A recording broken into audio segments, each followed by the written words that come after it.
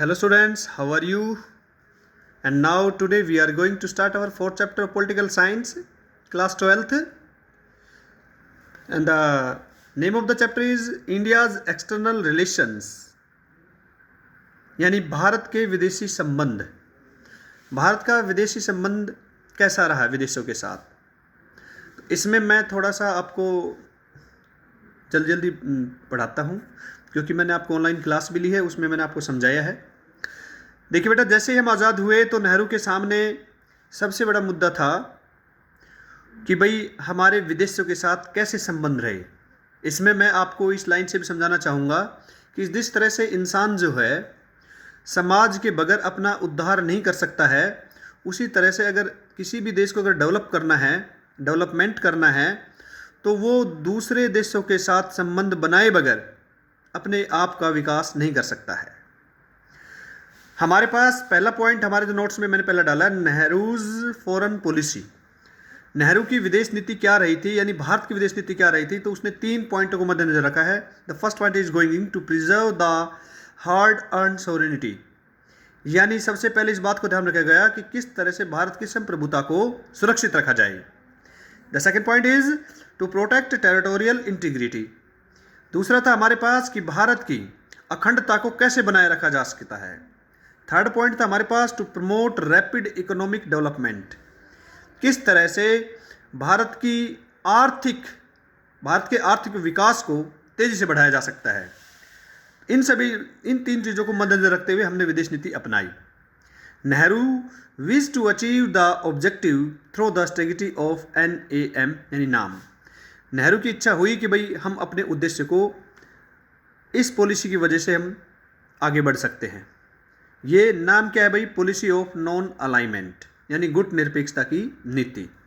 गुट निरपेक्षता की नीति क्या थी मैं आपको बता दूं।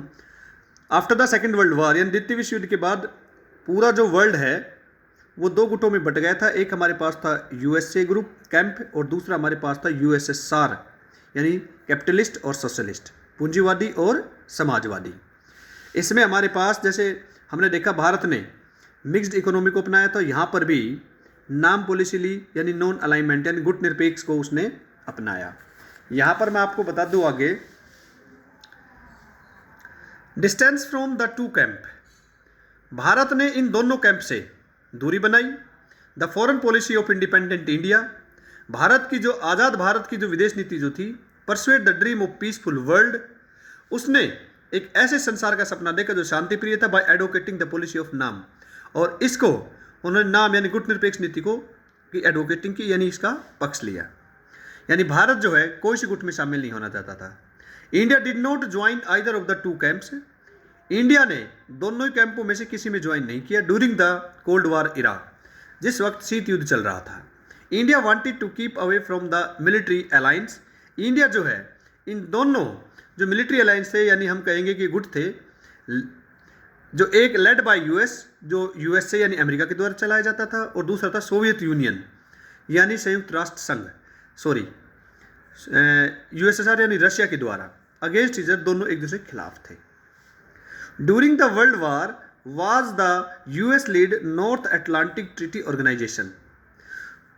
कोल्ड वॉर के दौरान अमेरिका जो है वो नॉर्थ अटलांटिक ट्रीटी ऑर्गेनाइजेशन यानी नाटो का हम कहीं नेतृत्व करता था, और Soviet led Warsaw pact came into the existence, और सोवियत जो था वो वार्सा का हम कहीं नेतृत्व करता था।